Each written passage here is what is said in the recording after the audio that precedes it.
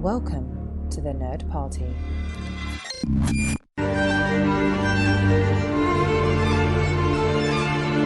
How do you do, fellow kids? Welcome to the A24 Project, the only podcast to take you through the entire back catalogue of A24, review the new releases, and bring you interviews with the casts and crews behind these great films. I'm your co-host Dallas King, and with me as always is the Gen Z to my Gen X, although technically he's probably more of a millennial. It's Lee Hutchison. How are you? I am very much a millennial because I found this very difficult to relate to many of the terminology. But yeah, definitely a millennial, but a podcaster, so definitely got something in common with a Gen Z character. Yes, I have a feeling we'll be talking about our favourite character in the film which we are reviewing today, which is A24's Bodies, Bodies, Bodies. Because on today's show we are getting gaslit, triggered, called toxic, and lots of other phrases let's admit we probably didn't truly understand and just sort of nodded along along with the younger audiences.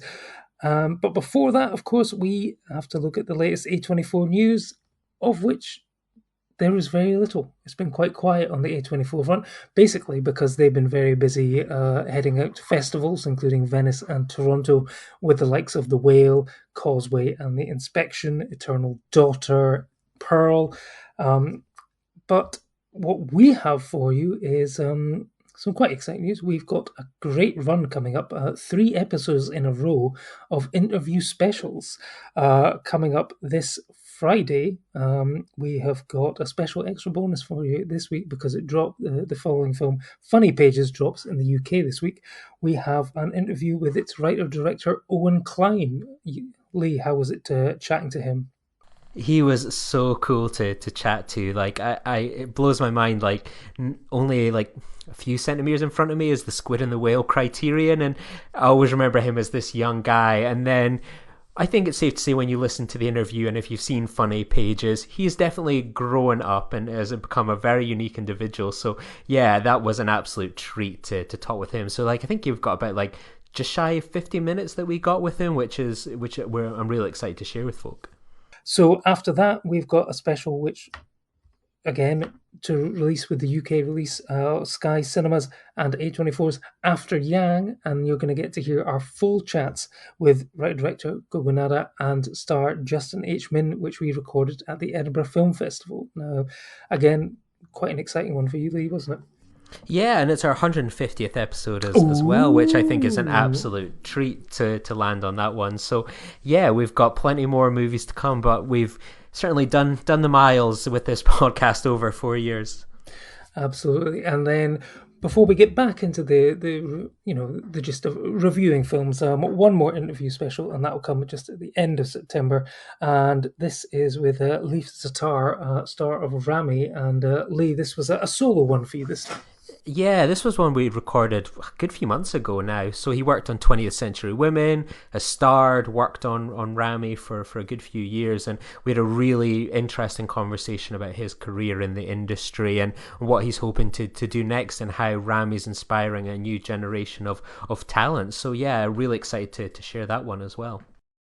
Absolutely. But first up, we are going to talk about a whodunit, and whodunits are all the rave, actually, at the moment. Fresh out of TIFF, there's rave reviews for the second in the Knives Out saga, Glass Onion. Currently in the UK, you can catch See How They Run, a British murder mystery starring Sam Rockwell and Saoirse Ronan.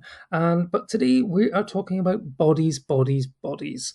Now, this is directed by Helena Rain from a screenplay by Sarah Delap, and originally the story by Kristen Rupinen. It stars Amanda Stenberg, Maria Bakalova from the Borat movie, Rachel Sennett, Chesu Wonders, Pete Davidson, Maya Herold, and Lee Pace. Now, when a group of rich 20-somethings plan a hurricane party at a remote family mansion, a party game turns deadly in this fresh and funny look at backstabbing, fake friends, and one party gone very, very wrong. Were you looking forward to the film? Did you know much about it going in, or as usual, were you keeping your powder dry on this one? I think I'd seen the trailer once or twice, and I think I was slightly frustrated with the kind of the time delay, I guess, between America and this one. So I think with a film like this, very much with a whodunit, it felt like if you dare to search for like bodies, bodies, bodies online, what you might find is the spoiler, who's the killer, what was the motivation. One of those terribly, those awful, online articles you get. Bodies, bodies, bodies. The ending explained, when it's like, I don't need the ending explained, and basically you ruined it for everyone as well. And saying the words terribly online seems quite fitting as well. So yeah, I was looking forward to this one. I think predominantly I was really excited to see what Rachel Sennott does next. Shiva Baby was one of my favourite films of last year, so I remembered when she was announced for this film, I was like, oh, that sounds like something I could be really interested in. So yeah, I was looking forward to this one. The hype levels weren't as high as perhaps some other A24 films, but yeah, I was looking forward to this one. And we spoke about it a few weeks ago that A24 has this reputation that all it does is like films for the young and hip generation, like Gen Z, the millennials, when reality is, Bodies, Bodies, Bodies is kind of going to be followed up soon by something like After Sun. Marcel the Shell with Shoes On is kind of finally made it out to digital just now. They're not just making content in and around that sort of euphoria kind of brand that they've kind of marketed, sort of kind of honed in on. A24 indeed does have a very wide, catalogue of films. However, the release of this one, this was the film that was released closest to the 10th anniversary of A24, probably didn't help anyone arguing against Nate Jones's The Cult of A24 article, which, you spoke to him on a previous episode, which was a great chat, by the way. So, yeah, I mean, it is doubling down on, I guess, what some people may see as the A24 bros and, for lack of a better word, but it rhymes, hoes. I mean, were you maybe not as keen looking forward to this because of the potential, the age group of these stars, of the fact that they were talking very much? I mean, certainly the trailer was doubling down on all these Gen Z catchphrases such as gaslighting and being triggered and you're so toxic and stuff like that. Was that potentially maybe an alienating step in the marketing? Not really, no. I think it's the way it was almost played, the way that those words were used were very much kind of with a hint of sort of like irony, maybe making a little bit of fun of them. It wasn't sort of delivered in a very kind of serious way. I think we were in on the joke about these kind of characters. Like, I think you certainly see it with Gen Z very much, probably more of a kind of TikTok generation, which is something I certainly amn't. And just sort of, a lot of the words that they've kind of brought into the mainstream, as you say, gaslighting, triggering, toxic. And, they certainly have their ways of monopolizing these words and in many cases they are legitimately used, but there's something about them where they become too well used and become more shorthand than anything, which sort of seems to kind of taint and damage the true meaning behind some of these words. So when I was watching these trailers and how the kind of characters were putting each other down using those words, it very much kind of lent into how I kind of view that language and how Gen Z's perhaps maybe sort of damaged it to an extent. Yeah, so the bodies, bodies, bodies conceit of the film is one that is very similar to a film from 2020, which was Werewolves Within, or if anyone is a fan of Only Murders in the Building, there's an episode where they play the game Son of Sam, and essentially, you've got a group of people at a party, you've got several sheets of paper, one's got an X on it, they're all scrumpled up, put in a bowl, everyone picks one out, and whoever gets the X is the murderer. And what they would normally do is you would turn out the lights, everyone would wander around, and then the murderer would look to kill someone. That person screams, the lights come on, and then they have a debate and try to figure out who the killer is. What happens here, of course, is somebody takes that game a little bit too far and someone ends up dead.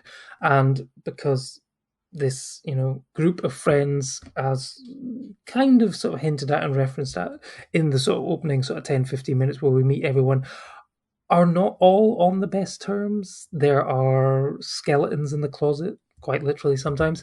And Yeah, it's quite interesting to see how quickly this so-called friendship group disintegrates into distrust and manipulation and murder. I mean, I think in my review, I said that this group was more suspicious and distrustful of each other than, the group of men in Outpost 31 and Thing, when one of them was literally a shape-shifting body alien.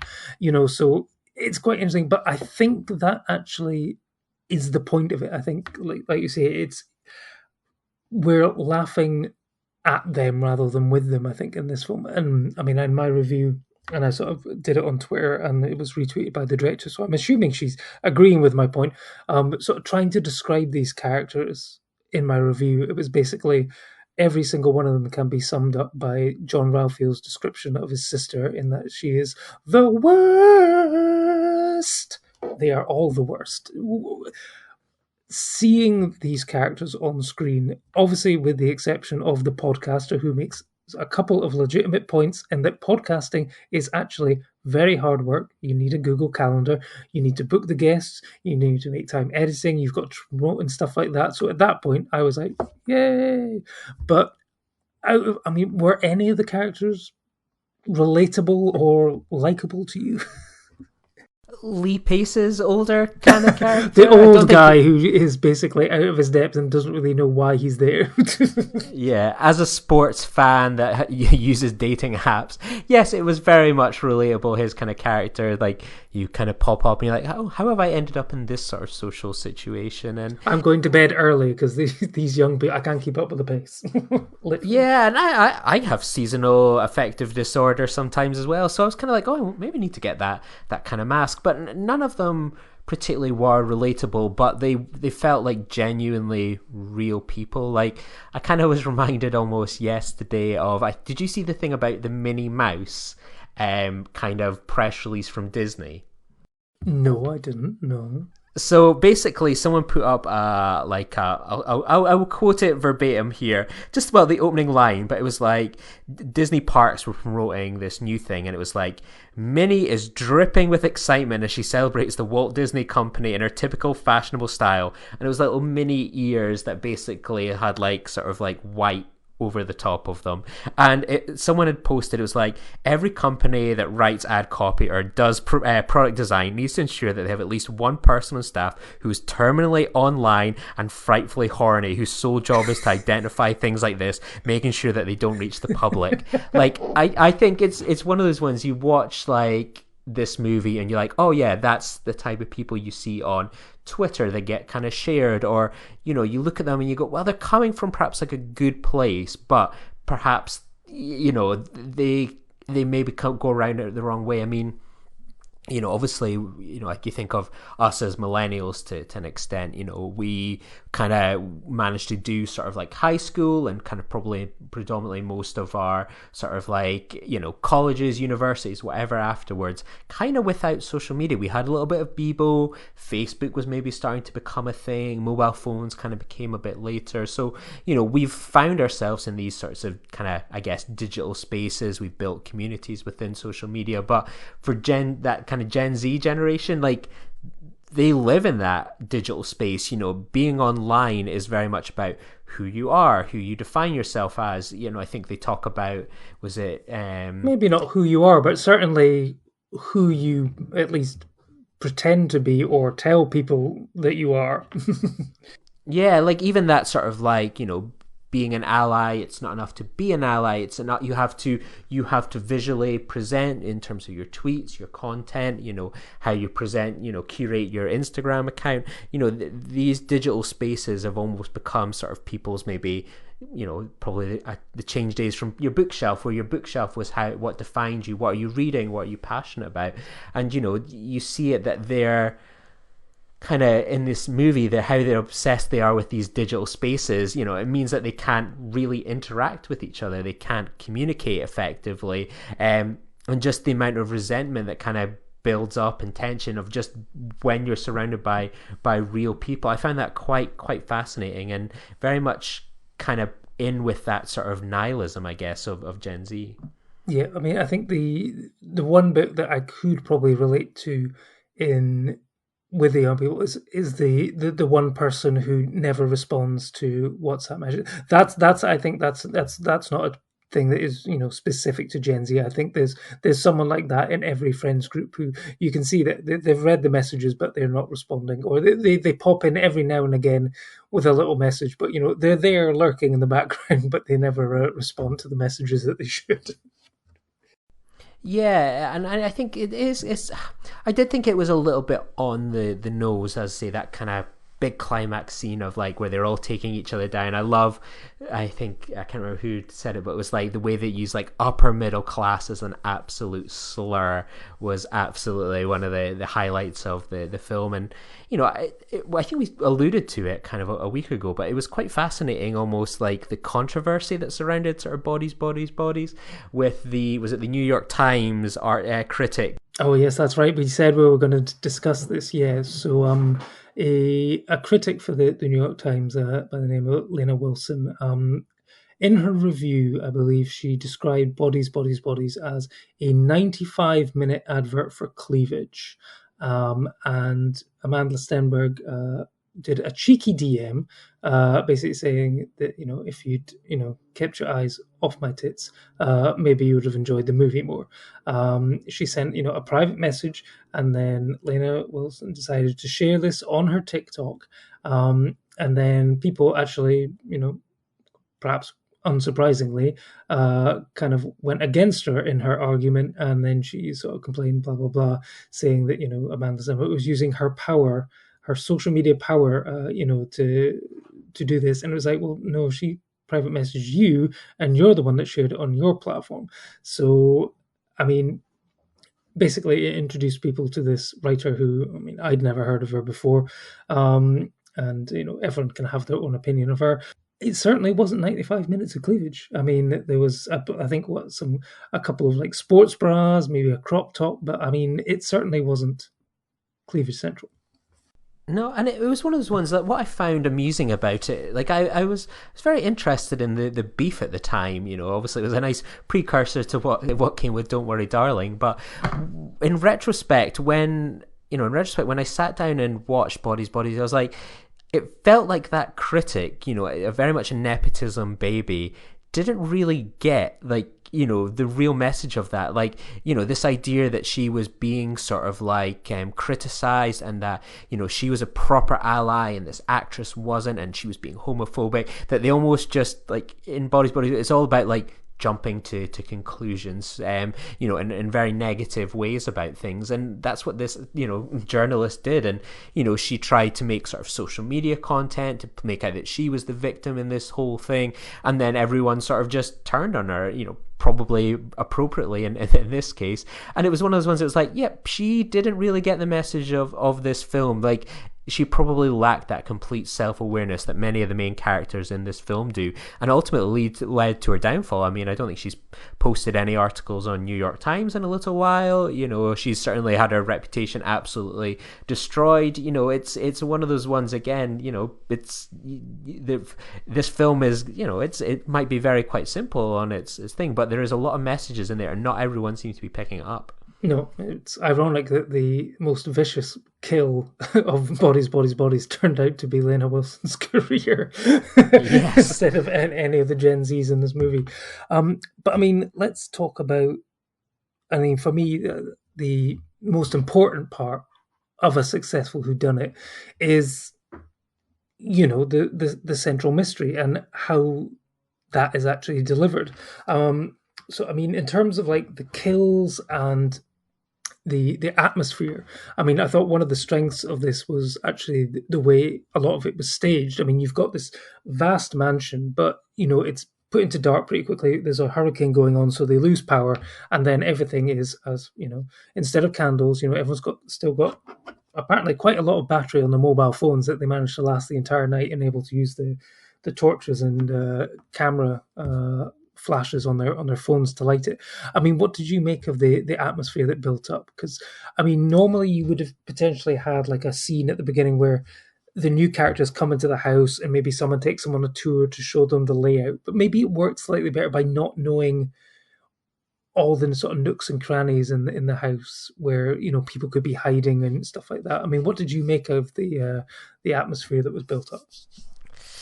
I was a little bit mixed on it personally. Like, I like how the film very much commits to, like, there's a hurricane, that the lights in the generator go out, and in a lot of movies, from Jurassic Parks to so many other kind of horror movies, it's like, how do we get the generator back online?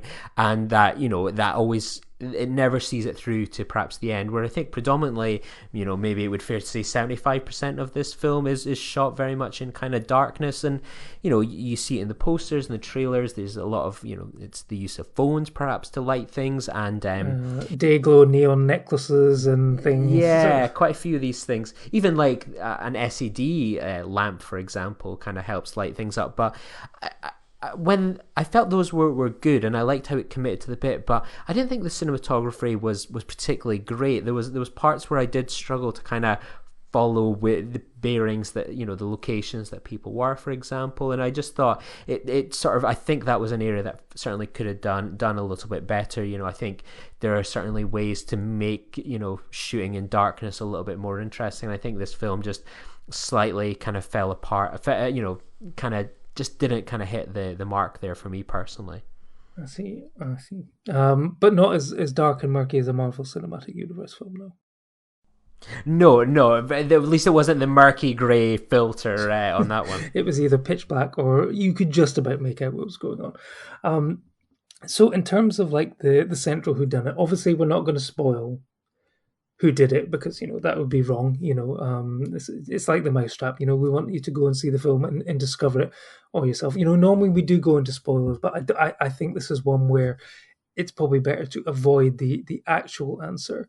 But I'm keen to get your opinion on whether you sort of managed to work out where it was going, or if there was a point where you maybe were still completely in the dark. For me, I thought it did it very well, and that I genuinely was not 100% sure who was going to be responsible. I think my opinion changed maybe 2 or 3 times throughout the film, and I think that's quite the quality of the screenwriting and the direction to be able to. I mean, there's always certain ones. I mean, certainly See How They Run, or sort of even Knives Out or whatever. The more sort of traditional ones, which are following. I mean, this is still following in, I guess, an Agatha Christie style way. If And There Were None was filmed in the style of Spring Breakers or something. But I like the way that it kept you guessing as to who was responsible, and I think part of that was down to the fact that the characters and the audience were kept in the dark, as much in the dark as each other. There wasn't any point where the audience were aware of something that the characters weren't, and therefore we were a step ahead or something like that. So the tension and suspense, I thought, was kept up really, really well. So I mean, did you manage to work out who done it, or? No, I would say I certainly didn't. But it's credit to the film that when it was revealed, it's like, oh yeah, that makes complete sense. And there's so many times you watch these and you're like, you gasp, going, oh my god, it was that person or that reason, and then you sort of like are putting it all together in your head. I always say it. Sometimes the best twist is the one where you go, oh yeah, that makes sense. Yeah, well done, good work. And it's not necessarily about blowing your mind because it's such a huge revelation or shock. It was certainly proving to be challenging to an extent, because the film definitely has a high kill count, so it's one of those things you're like, okay, so it can't be that person, because just when you think that this person's done it, they turn up dead, and then you have to go, okay, go back to the beginning and try and work out blah, blah.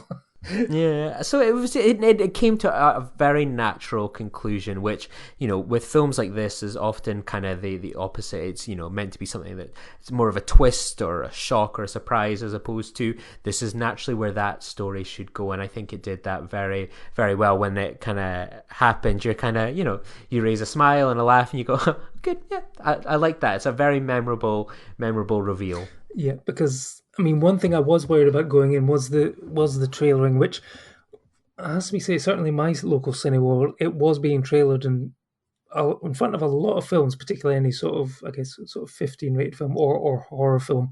And I think there was one of the quotes, say a cracking whodunit with a killer twist or something. And like any time that marketing or reviews mention the fact that a film has a twist, then part of my brain is always sort of looking for the twist.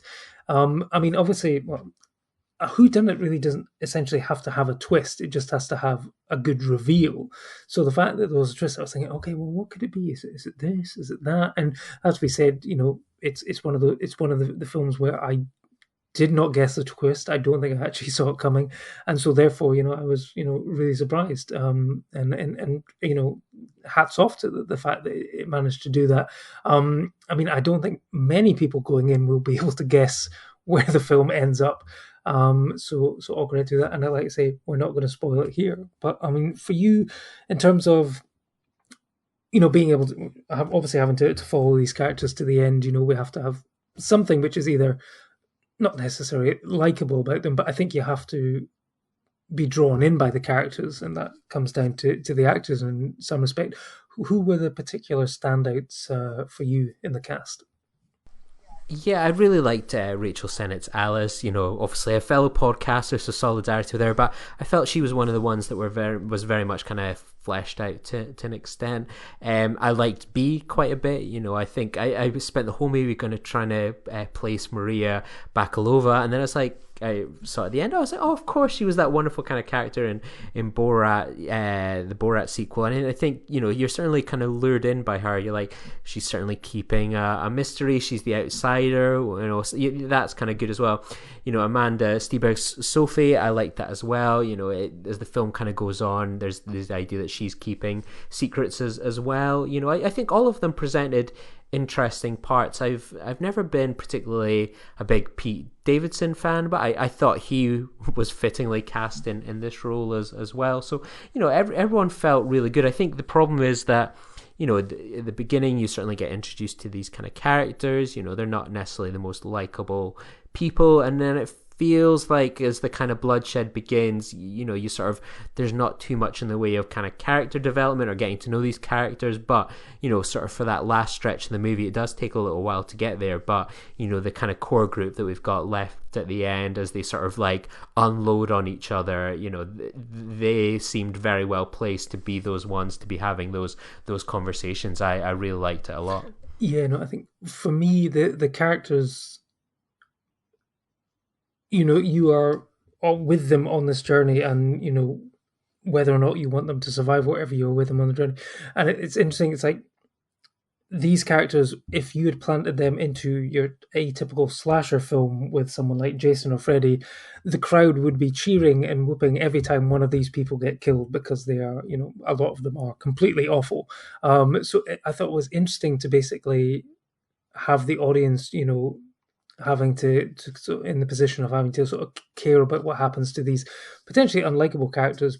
But I think it was, like you say, it's a strength of to the actors' performances that despite how awful they were, you still are invested in the journey and finding out where they are going. Like I've never really seen sort of Pete Davidson on SNL. I haven't watched King of Staten Island, even though I always mean to. It's just, it always depends if it's on. I think it might be on Netflix again now, but it was on Prime for a while, but you had to pay for it, and I wasn't going to pay for it.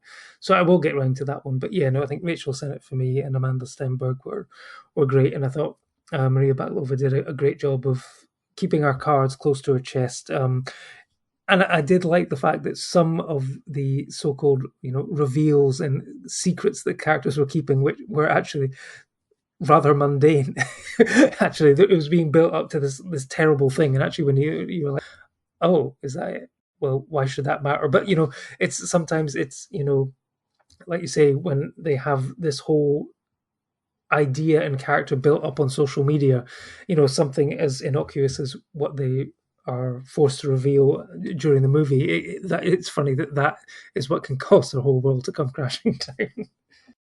Yeah, exactly. And the idea, like, those worlds, those kind of group chats, the way that people they're talking about, those are really important for people. And I think it's really helpful, I guess, for kind of people as well. That it becomes a safe space for them, to have these kind of conversations, and the threat of being kicked out of them, or I think we've heard it spoken about before. It's these purity tests to an extent. Very much being in line on a lot of opinions and things like that.